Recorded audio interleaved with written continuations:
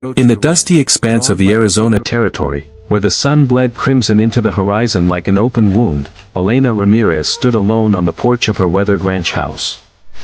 The wind whispered secrets through the creosote bushes, carrying the faint scent of sage and sorrow. It had been 3 years since her husband, Tomas, rode out one fateful morning and never returned, his horse found wandering riderless miles away, saddle stained with blood that told no tales. Elena, once a vibrant woman with laughter that danced like fireflies, had become a shadow of herself, her dark hair streaked with premature silver, her hands calloused from mending fences and birthing calves under starless skies. The ranch, once a thriving spread of cattle and dreams, now teetered on the edge of ruin, its fences sagging like the shoulders of a defeated man. Neighbors had long since stopped coming by, their pity turning to whispers of how the widow Ramirez was cursed, her beauty a lure for tragedy. But Elena endured, her rifle slung over her shoulder as she scanned the endless plain for threats, be it rustlers, coyotes, or the loneliness that clawed at her chest like a trapped animal. That evening, as the last light faded, a lone rider appeared on the horizon, silhouetted against the dying sun, his hat low over eyes that had seen too much. He was Jax Harlan, a cowboy whose name evoked tall tales in saloons from Texas to California, a man who tamed wild mustangs with a glance and outdrew gunslingers before they could blink. Jax rode with the weight of his own ghosts, a war that had stolen his youth, a love lost to fever in a mining camp, leaving him to wander the trails, chasing horizons that promised forgetting. His horse, a bay gelding named Shadow, was as scarred as its rider, flanks marked by old whip lashes from cruel hands long buried. As Jax approached the ranch, drawn by the flicker of a lantern in the window, he saw her, Elena, standing defiant against the encroaching night, her silhouette a poem of strength and fragility. He tipped his hat, his voice gravelly from dust and disuse, "Ma'am, name's Jax Harlan. Saw your smoke from the trail. Wonderin' if you'd spare a bed for the night and maybe some grub for a weary soul." Elena's eyes, sharp as flint, sized him up, seeing not just the drifter but the flicker of kindness buried beneath the leather and grit. She nodded, her voice steady despite the flutter in her breast, "Stables, round back. Suppers, beans and cornbread. No questions asked." As he dismounted, leading Shadow to the barn, Jax felt an unfamiliar pull, like the earth shifting beneath his boots. Inside, the house was sparse, a scarred oak table, a hearth crackling with mesquite, shelves lined with jars of preserves that spoke of hands that once knew joy. Elena ladled stew into bowls, her movements graceful yet guarded, while Jax washed the trail from his face in a tin basin, stealing glances at the woman who moved like a desert flower, resilient amid the thorns. They ate in silence at first, the clink of spoons against pottery the only sound, until Jax broke it with a story of a canyon he'd crossed where echoes carried the voices of the dead. Elena listened, her lips curving in a smile that lit the room like dawn, and for the first time in years, the widow felt seen, not as a tragic figure, but as a woman with fire still smoldering in her veins. That night, as thunder rumbled distant promises of rain, Jax lay on a pallet by the fire, his revolver within reach, while Elena retired to her room upstairs, her heart pounding with a rhythm she thought long silenced. Outside, the wind howled like a lover scorned, but inside, seeds of something tender began to take root in the barren soil of their souls. 1998 characters. Dawn broke with a hesitant light, painting the ranch in hues of gold and rose, as if the sky itself blushed at the intimacy of the new day. Elena rose early, her bare feet padding across the cool wooden floors, pulling on a faded calico dress that hugged her curves like a memory. She stepped into the kitchen, starting coffee percolating on the stove, its aroma mingling with the earthy scent of fresh-baked biscuits. Jax stirred from his makeshift bed, his broad frame unfolding like a map of rugged terrain, muscles honed by endless miles rippling under sun-kissed skin. He joined her at the table, his eyes meeting hers over steaming mugs, and in that gaze lingered a spark, unspoken yet electric. "Reckon I owe you for the hospitality," he said, his drawl wrapping around her like warm smoke. "I can mend that north fence today, looks like it's seen better days." Elena nodded, grateful yet wary, for trust was a luxury she'd long ago bartered away. As they worked side by side under the relentless sun, hammers swinging in rhythmic unison, stories flowed like the sweat down their brows. Jack spoke of his pa, a prospector who chased gold veins only to find fool's pyrite, teaching him that true worth lay in the heart, not the pocket. Elena shared fragments of her life with Tomas, the wild dances under harvest moons, the way he'd carve her initials into fence posts like vows etched in wood. Laughter bubbled up unexpectedly when Jax recounted a saloon brawl where he'd been mistaken for a preacher, ending with him preaching temperance from atop a bar while dodging bottles.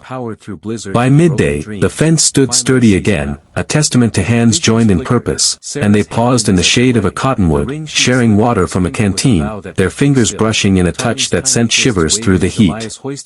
Elena felt the walls around her heart cracking, like parched earth yielding to rain, while Jax marveled at the woman who matched his strength without flinching.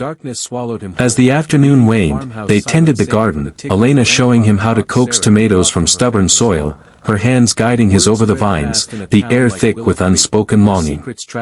Dusk found them on the porch swing, creaking gently as stars pricked the velvet sky, fireflies winking like conspirators.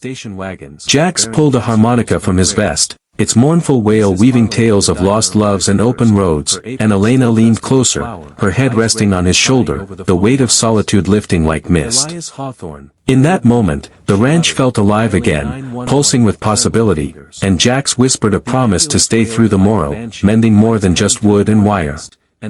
Elena's breath caught, her body alive with a warmth she'd forgotten, as the night enveloped them in its tender embrace, hinting at passions yet to unfold. The coyotes sang their lullabies, and for the first time, Elena dreamed not of ghosts, but of a future painted in the colors of dawn.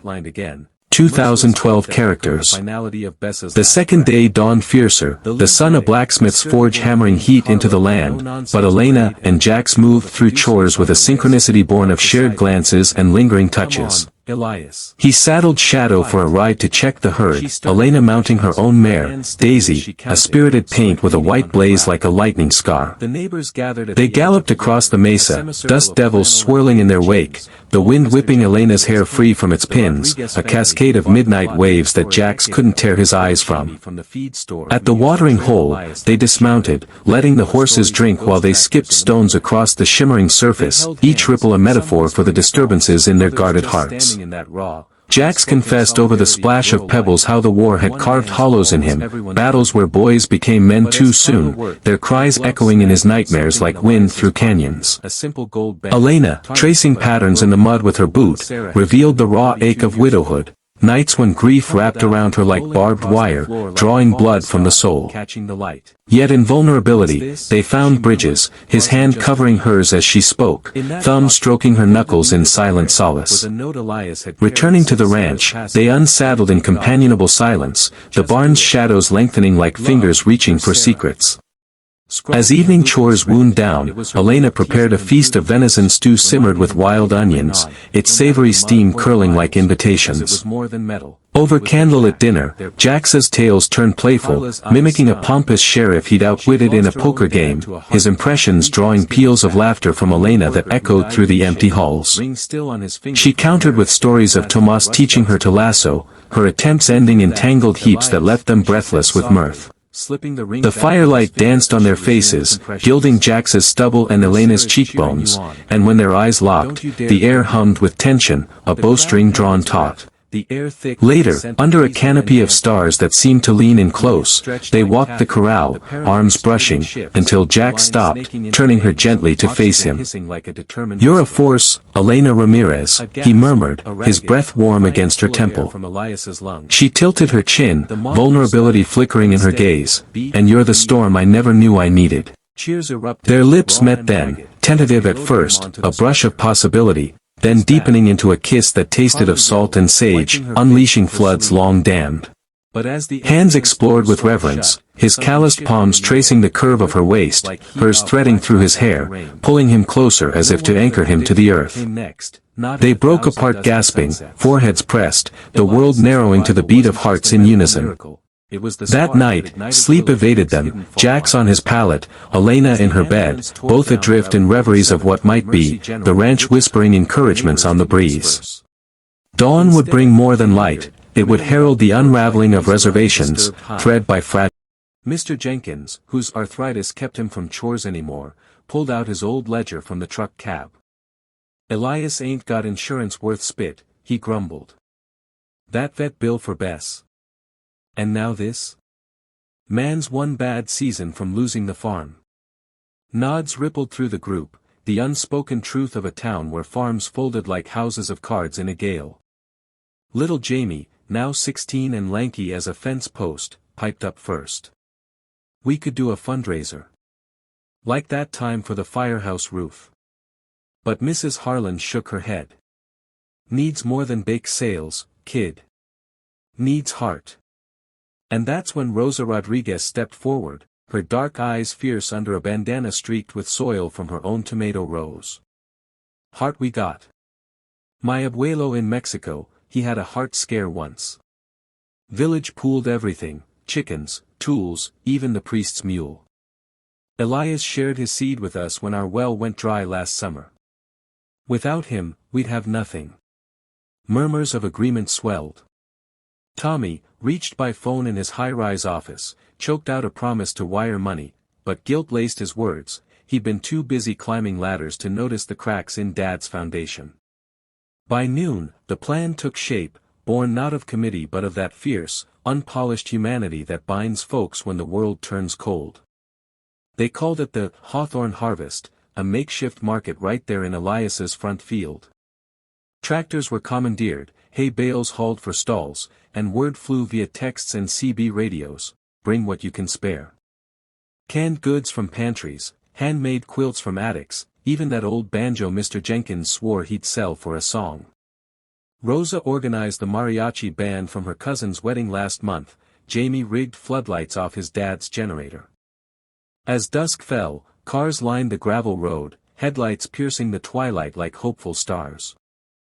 Laughter mingled with the sizzle of burgers on grills, stories swapped over folding tables laden with pies and jars of chokecherry jam. It wasn't about pity, it was payback, pure and simple, the quiet math of neighbors who knew that one hand washes the other, and both get dirty in the doing.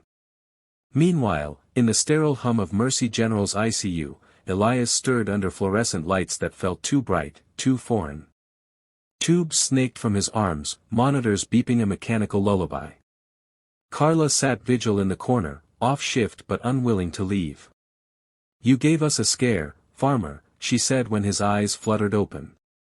He managed a weak smile, his hand instinctively seeking the ring on his finger. There it was, warm against his skin, Sarah's words echoing in his mind, don't take it off. Just do it. What happened, he croaked, voice like gravel under tires. She told him then, haltingly, of the flat line, the compressions, the ring that had tumbled free like a talisman. Felt like your wife was right there, bossing us around. Elias's eyes welled, not from pain but from a flood of gratitude he hadn't earned. He'd always given quiet. Weeks blurred into a tentative rhythm at Mercy General, where the beeps of monitors became Elias's reluctant companions. Discharged with a fistful of pills and a stern warning from Dr. Patel, one more scare like that, Mr. Hawthorne, and we'll rename this wing after you, he returned to Willow Creek under a sky bruised with autumn clouds. The farmhouse stood sentinel, its sagging porch mended by Jenkins's hammer and Jamie's enthusiasm, fresh paint gleaming like optimism in a bottle. Tommy had extended his stay, trading boardroom calls for fence mending, his city polish chipping away to reveal the farm boy beneath. Dad, maybe it's time to think bigger, he said one crisp morning over oatmeal, steam curling like thoughts unspoken. The harvest raised more than cash. Folks are talking co-op, pool resources, share equipment. Turn this place into something lasting. Elias paused, spoon midway to his mouth, the ring catching sunlight on the scarred oak table. Sarah's note, now tucked in his Bible, rustled in memory, don't take it off. Just do it. He'd spent a lifetime doing, plowing alone, giving without tally, but the ICU clarity lingered, a profound shift. What if his selflessness wasn't the end, but the seed for something communal? Bigger, huh? He echoed, eyes twinkling. Like your mother always said, plant deep, son. Roots make the storm survivable. Tommy grinned, the first real one since the scare, and the idea took root, tentative as spring shoots. Back in the fields, Willow Creek thrummed with newfound energy. The hawthorn harvest hadn't faded with the bonfire's embers, it evolved, a living testament to compassion's ripple. Rosa's tomatoes overflowed at the county market, her stall a hub for swapped recipes and repair tips. Elias started it, she'd tell wide-eyed shoppers, sharing his water when ours ran dry. Now we all share.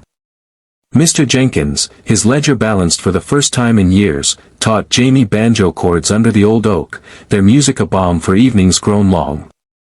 Even Carla, the paramedic, drove down on weekends, her ambulance traded for jeans and a pitchfork, drawn by a gratitude she couldn't shake. Saved your life, you say? Elias teased one afternoon, as they stacked hay bales against the barn.